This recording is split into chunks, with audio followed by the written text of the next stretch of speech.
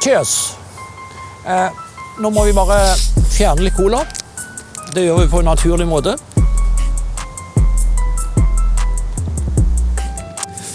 Ok, nå fyller vi opp resten med Flytende nitrogen. Ja. Fyll opp så det ikke renner over.